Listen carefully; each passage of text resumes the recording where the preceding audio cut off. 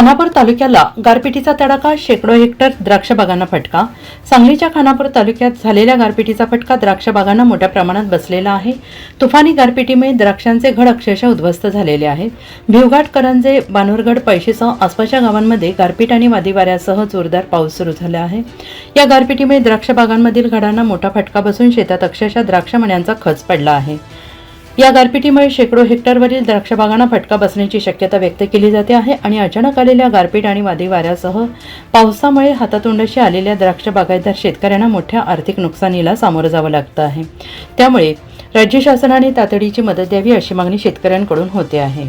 आज दुपारी 2 ते 4च्या दरम्यान भिवघाट, करंजे, हिवरे, पैशी, बानुरगड या परिसरात गारपिटीसह वाऱ्याचा पाऊस झाला आणि यामध्ये द्राक्ष बागांचं फार मोठ्या प्रमाणात नुकसान झालेलं आहे। अक्षरशः द्राक्ष पिकं ही जमीन उद्ध्वस्त झालेली।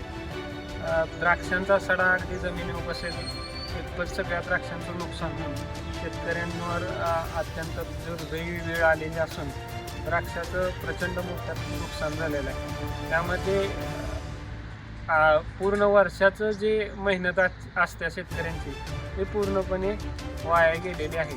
त्यामुळं शेतकरी कुठेतर अडचणीत येऊन पुढच्या वेळेला पुन्हा उभा राहणं अशक्य आहे। त्यामुळं शासनानं तातडीने पंचनामे करावे। ज्या शेतकऱ्यांचे द्राक्ष बागेसाठी पीक कर्ज आहे ते पीक कर्ज तातडीनं